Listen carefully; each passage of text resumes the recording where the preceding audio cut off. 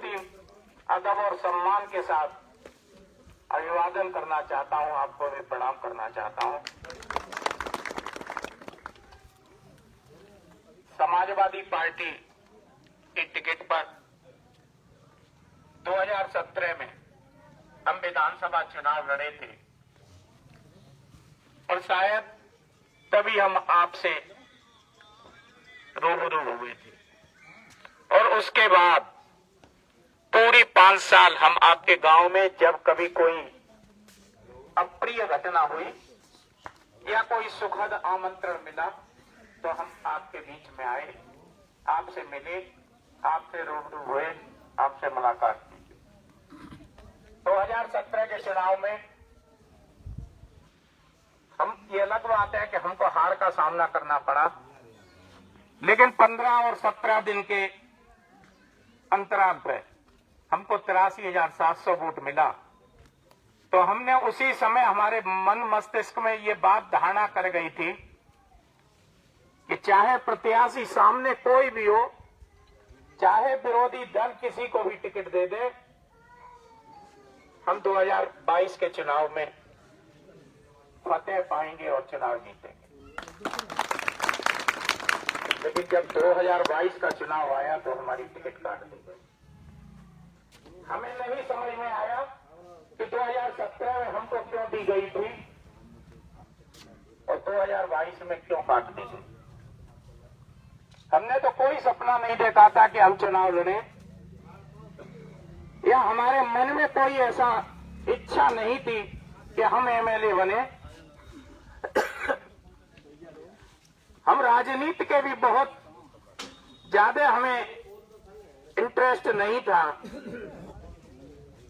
लेकिन आपने ही हमको राजनीति में भेजा और आपने ही हमारी राजनीतिक हत्या कर दी। जब 2017 में आपने हमको टिकट दी तो आदरणीय रामवीर सिंह जी यहां पर विधायक थे और 2022 में टिकट जिसे मिली है उनके भतीजे सचिन यादव हैं। अगर रामवीर सिंह जी यादव से सचिन यादव को टिकट ट्रांसफर ही करनी थी तो 2017 में अगर कर देते तो मेरी राजनीतिक हत्या बच जाती, मेरी नौकरी बच जाती, मेरा जिंदगी बर्बाद होने से बच जाती। मेरी कोई इच्छा नहीं थी कि मुझे टिकट मिले। आप उसी समय सचिन को टिकट दे देते, आप एमएलए उसे बना देते, आप एमपी उसे बना देते। अगर आपके जहन में पैसे वालों को ही टिकट देना था तो नाम समाजवादी क्यों रखा था। तो हम आपके बीच में इसलिए आए हैं कि क्या मेरे साथ अन्याय नहीं हुआ, क्या अधर्म नहीं है ये,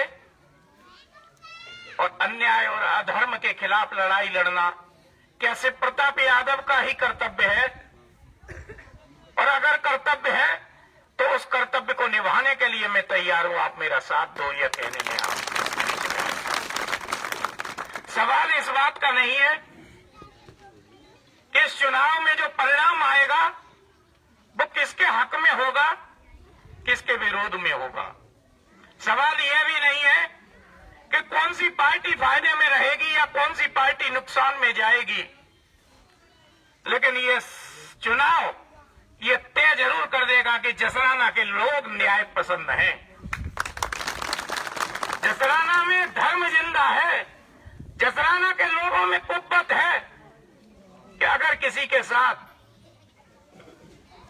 धोखा होगा तो उसके साथ जनता खड़ी होगी।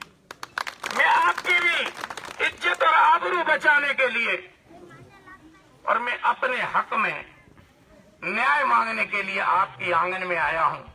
मैं आपसे केवल यही प्रार्थना करना चाहता हूं कि आप मेरा साथ दो, और साथ इसलिए मत दो कि मैं एमएलए बन जाऊं, साथ इसलिए भी मत दो कि मैं चुनाव जीतकर राजनीति में एक मील का पत्थर साबित हूं। मेरा साथ इसलिए दे दो कि अगर किसी गरीब मां की कोख से पैदा हुआ नौजवान अगर कभी सपना देखने लगे कि मैं भी राजनीति करना चाहता हूं तो उनका सपना चकनाचूर न हो, उनके सपने साकार हों। वरना ये धनाढ्य लोग, ये तिजोरियों पर बैठे हुए पैसेमंद लोग, ये गरीब के बच्चों को कभी राजनीति में आने नहीं देंगे। इसलिए मैं आपसे ये कहना चाहता हूं, मैंने लड़ाई इसलिए नहीं लड़ी कि मेरा कोई स्वार्थ है, मैं बदले की भावना भी नहीं रखता हूं। 5 साल 2017 से 2022 के दरमियान जिसने 17 में मुझे वोट नहीं दिया, मैंने उनके साथ भी कभी आपने मेरे मुंह से कोई अप्रिय शब्द नहीं सुने होंगे। मैंने उनसे वाक युद्ध नहीं किया। मैंने केवल यह माना कि कहीं न कहीं मुझ में कमी रही होगी जो मुझे वोट नहीं दिए होंगे। लेकिन मैंने यह भी प्रयास किया कि 2022 में जब मुझे टिकट मिलेगी तो वो व्यक्ति जो 17 में मेरे खिलाफ थे वो मेरे हक में होंगे। ऐसा मैंने बर्ताव किया, तो मेरी कहां गलती थी। और मैं आपसे कहना चाहता हूं कि रिश्ते हमेशा बराबर वाले से अच्छे रहते हैं, सुखद रहते हैं, दूर तक चलते हैं। ये पैसे वाले लोग किसी गरीब की इज्जत करना नहीं जानते।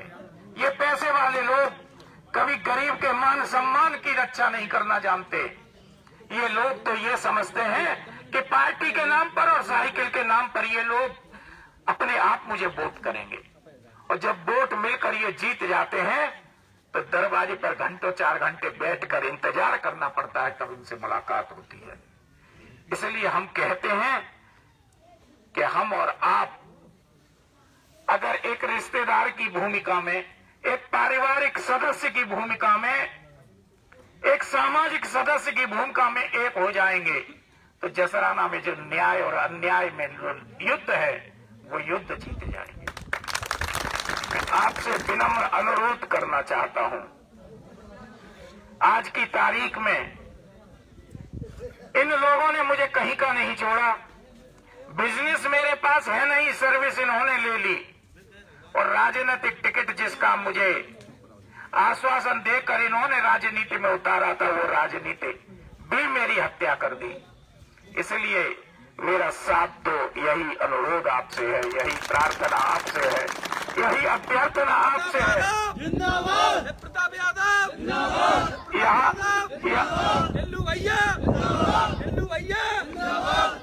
यहाँ मौजूद एक एक बुजुर्ग और आदरणीय मातृशक्ति के चरणों में शीश झुकाकर मैं अपने लिए, इस क्षेत्र के नौजवान पीढ़ी के लिए, आगामी भविष्य के लिए और सुनहरे कल के लिए समर्थन मांगना चाहता हूं।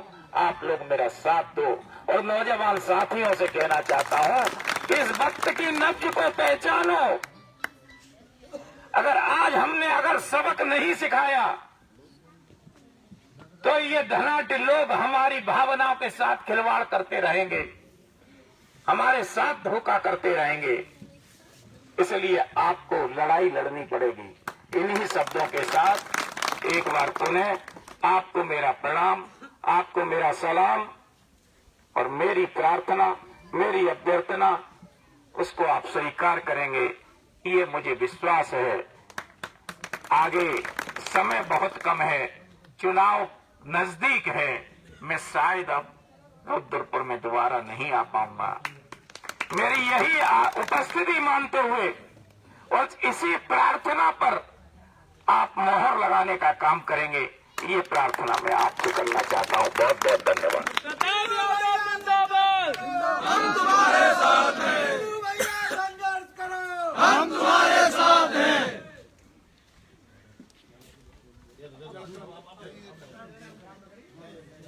जल्दी कर दो फटाफट।